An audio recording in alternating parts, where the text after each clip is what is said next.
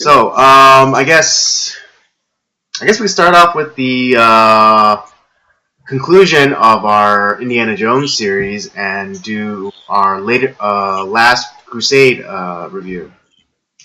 Yeah, and remember, there's no other Indiana Jones films after this one. Yes, Last Crusade is the last one. Nothing follows after Last Crusade. Ever. Nope.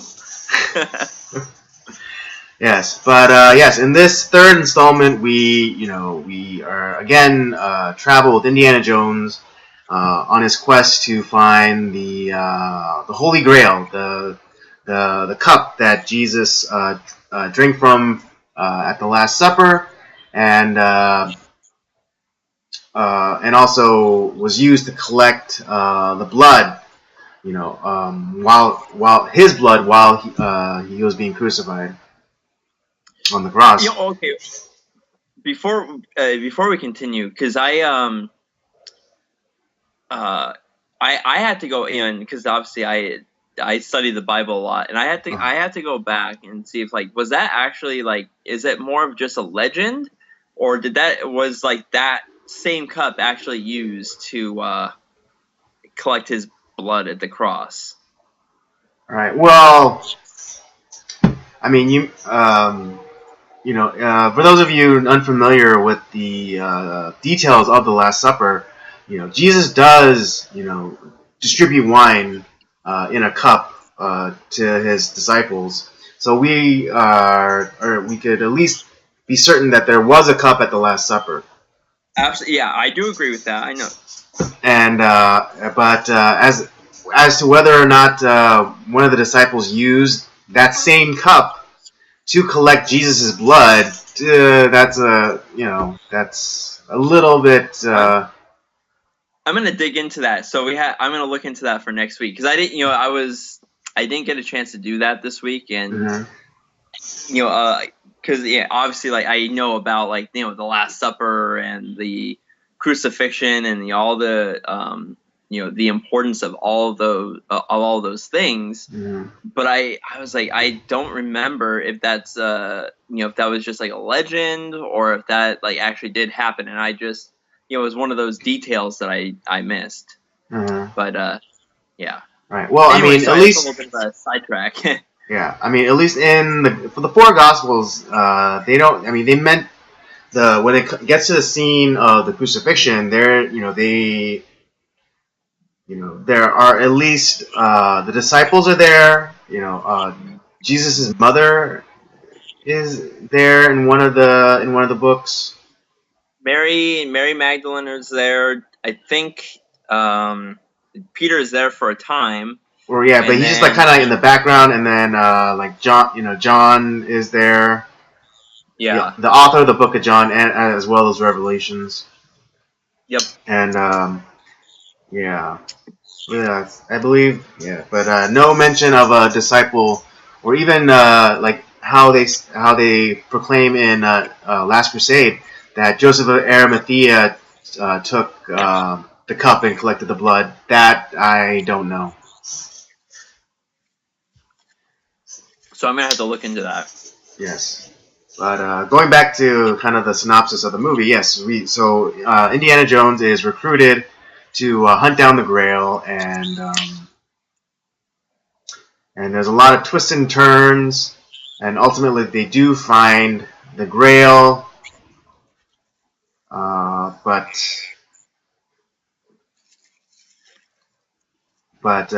they aren't able to keep it. And for those of you who haven't seen it, it's been almost 30 years, so you have no excuse. Yeah. But yeah, go watch it. It's a good movie. So that's all I got.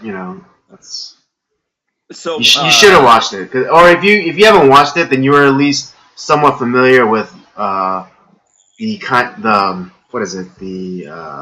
tropes that it created for pop culture, because it's some of the things that they came up with in this movie have been imitated and homage to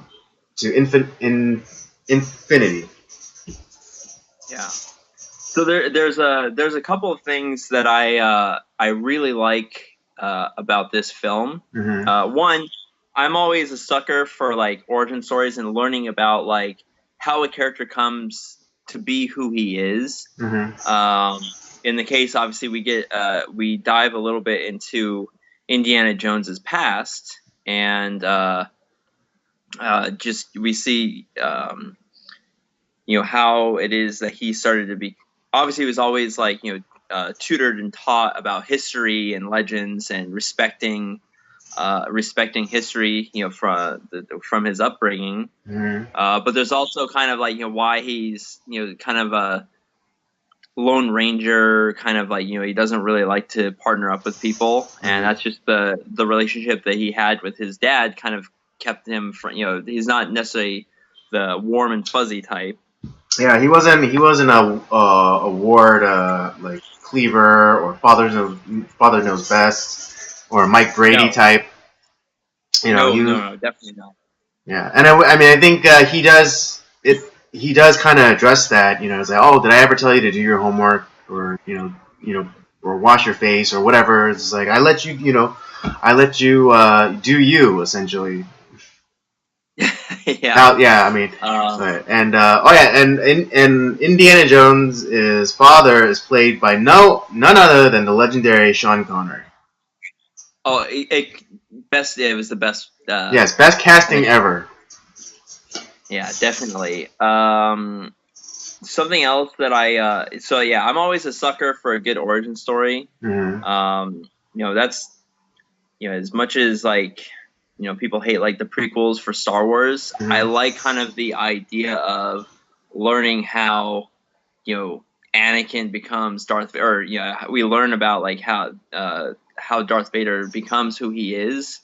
From all of the lore, not the movies don't necessarily execute it the best way, but so I'm always kind of a sucker for that type of stuff. So there was that. The other thing is, what was the other aspect that I really like about this? Well, I mean, just really quickly, as for Origins, I'm glad that that they just did a quick kind of thing to like, and they kind of like poured in like all of the influences that eventually makes Indiana Jones. Yeah, it wasn't. Yeah. And I appreciate that that they did it like so quickly in like the first like in the opener of the movie. They took care of like all of like this is why he carries a whip. This is what this is how he got that scar on his chin. This is this is why he has a fear of snakes and all that kind of stuff. Like it was all taken care of in like that one opener. And there was no need for like a young Indiana Jones or like a prequels Indiana Jones. Well, I mean, we kind of got that already with the TV shows, but I was just gonna say that. So like I said, it's I like it was something that was quick, but it gave you like kind of all the stuff that's like that fans were probably wondering, like, oh, how did he become where did he get his hat? Why did all of a sudden he why is he afraid of snakes? So on and so forth. Yeah, I thought it was really meta of them to have the guy that influences Indiana, because that's essentially what is it? Because that's the same thing that George Lucas did, or because the character of Indiana Jones was created by George Lucas. But George Lucas was influenced by like an early 30s or 40s serial of an adventurer who looked like Indiana Jones. Like he wore the fedora, he wore the the bomber jacket, carried the whip and everything. And I thought it was a brilliant stroke of like meta narrative to have the guy that influences Indiana Jones to be the guy that influences Indiana Jones. Yeah. For those of you who don't understand what we're talking about, in the beginning, Indiana Jones, like he's on this camping trip in the Boy Scouts, and he stumbles upon these kind of like Tomb Raider, uh, you know, kind of people, and the leader is dressed like Indiana Jones Indiana with the Jones. fedora, leather jacket, and the whole deal. And yeah, I thought it was a brilliant piece of meta narrating by Steven Spielberg and George Lucas to have that character in there influencing Indiana Jones becoming Indiana Jones. Because again, George Lucas borrowed a lot of what made Indiana Jones from that character. I forget who, like there he had the character has a name, but the character from those early serials. I'm also kind of drawing a blank on the character that he's influenced by. Mm-hmm.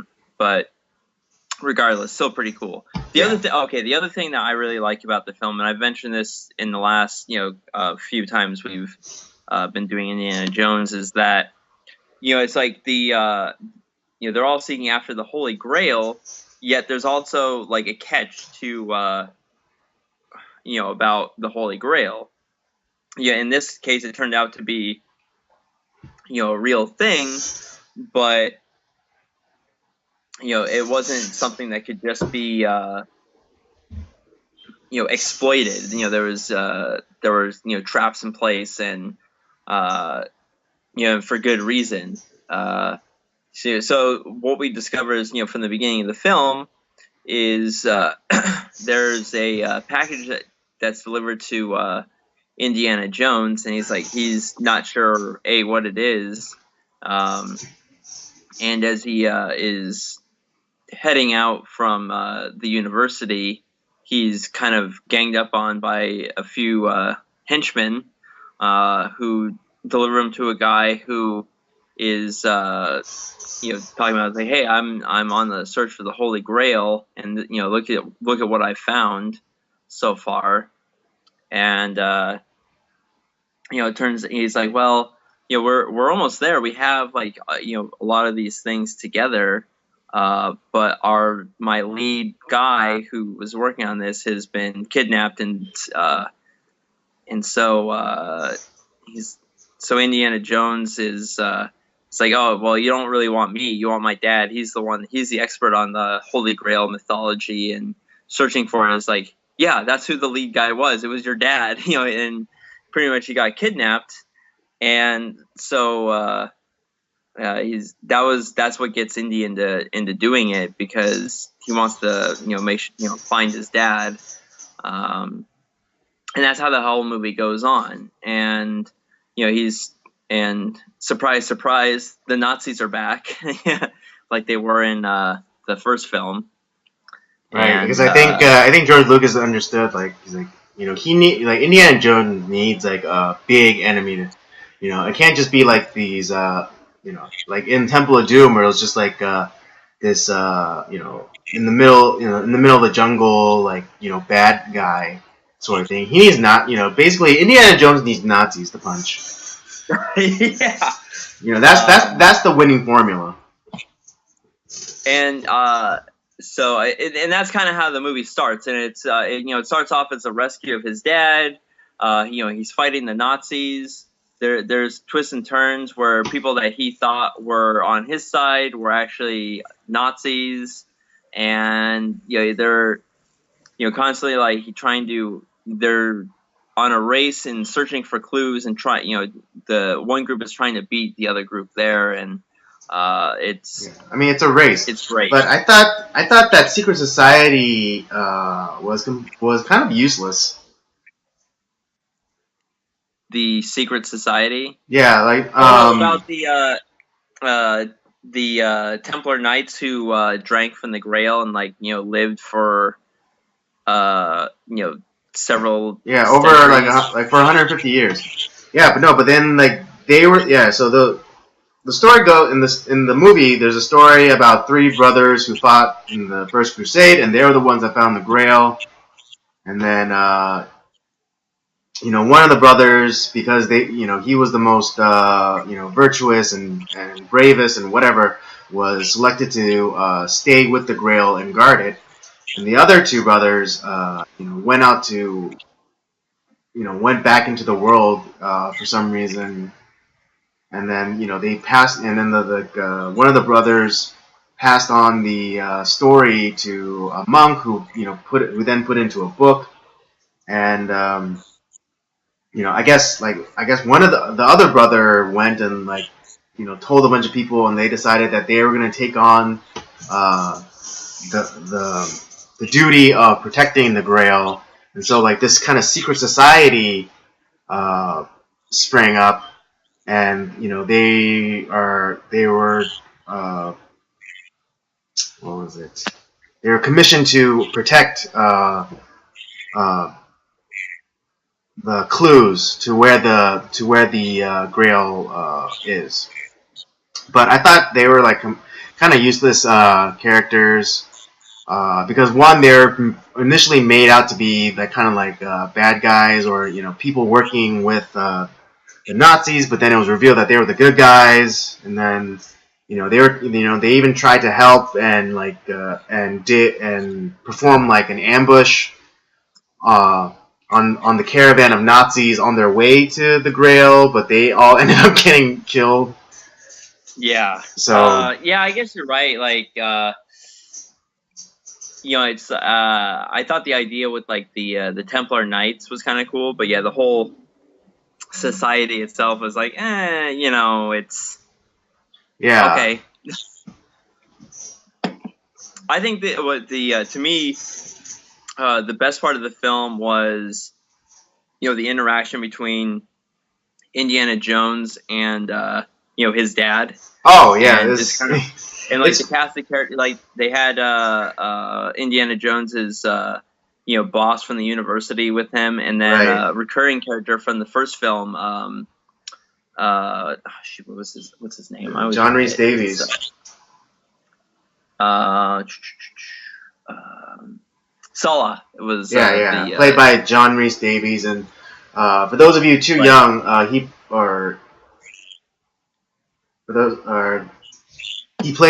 also played Gimli in the first Lord of the Rings trilogy, the dwarf. That's him? Yeah. You didn't know? No, I guess not. Yeah, Gimli the dwarf was played by John Rhys Davies. I did not know that. Surprise. Well, there we go. Anyways, so that group of foursome was but really I think just quickly speaking of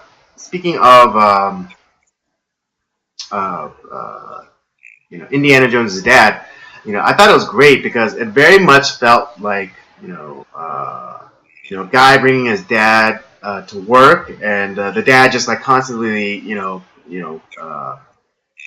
bitching at him or complaining about him. It's like, oh, you're doing it wrong, or why do you have to do that? And it's just like Indiana Jones' exasperation of his dad being there while he's on the job, as it were, is just, I think, what was really great. Oh yeah, it's like, is everything always this chaotic with you? It's like, this is how I work. It's like, hurry up, let's go.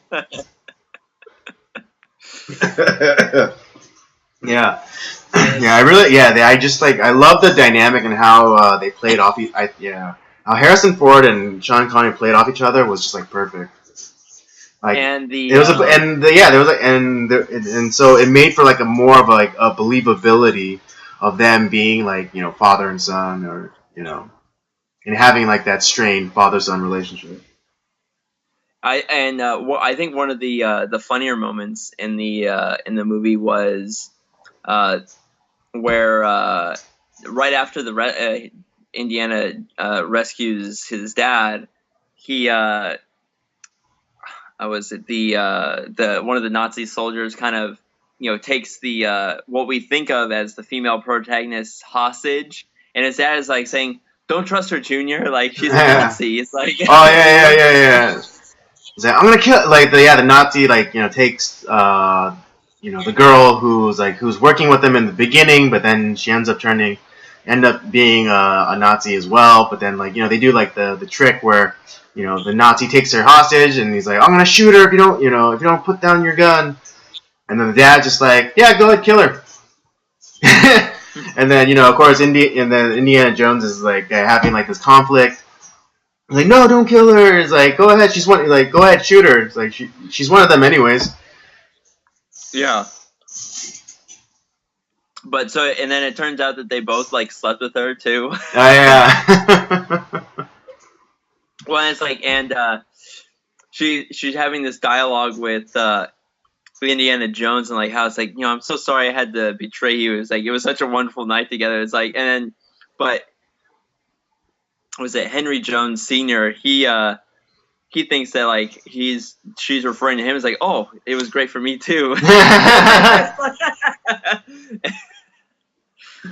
Yeah. Oh yeah. Yeah. Again, like when I think. Yeah, Raider. Yeah, I mean, after watching it again, Raiders is maybe like kind of tied with me for best favorite Indiana Jones movie. Yeah, there's.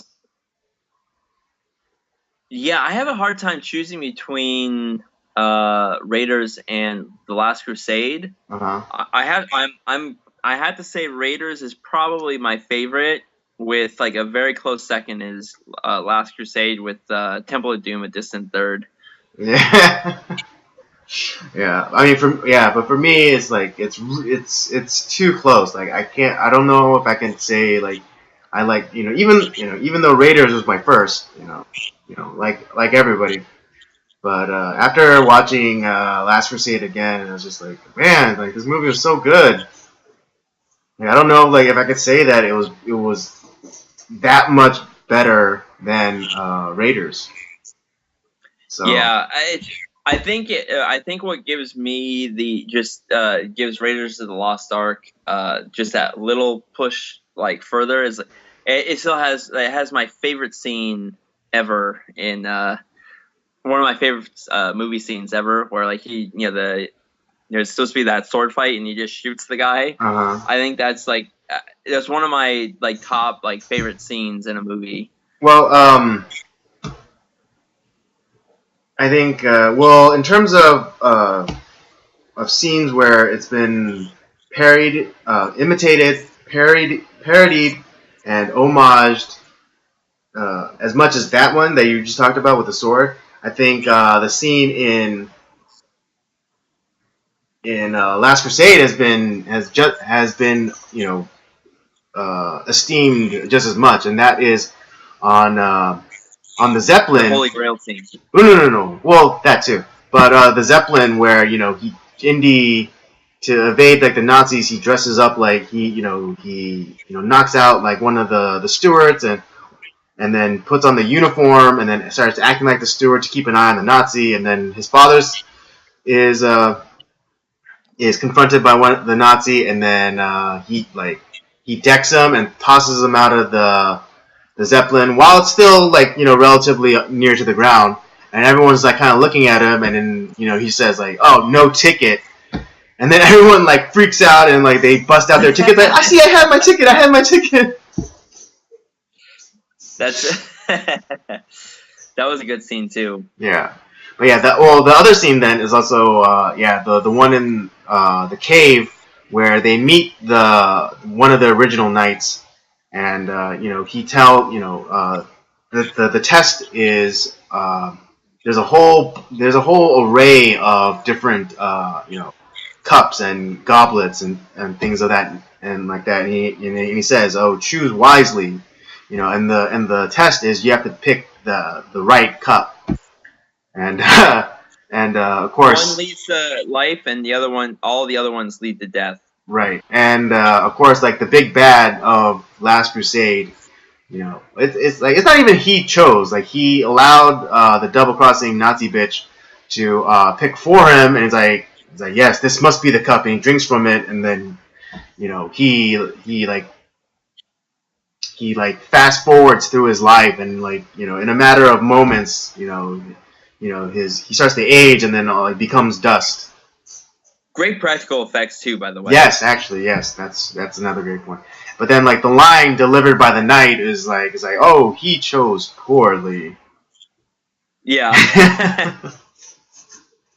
And it's like, and obviously, like, none of those like big fancy like gold goblets were the cup that Christ drank from. It's something Right. that's going to be very Right. It's going to be very simple, very a humble, like because he was just a carpenter. Back then, carpenters, they weren't necessarily top of the food chain, and what was it? And for 3 years, Jesus was wandering around the countryside like a dirty hippie. So he didn't have any money, so he couldn't afford any of those like fancier cups. Yeah. So it's just kind of, and it's like when it's like, this was a carpenter's cup. Yeah. It was just like this, like kind of regular looking, like copper cup or whatever. Yeah. So it's just, yeah, that's pretty much the movie. It's just if you're looking for something, it has it all. It's got good action. It's got good drama. There's people double crossing one another. It's got great comedy in it.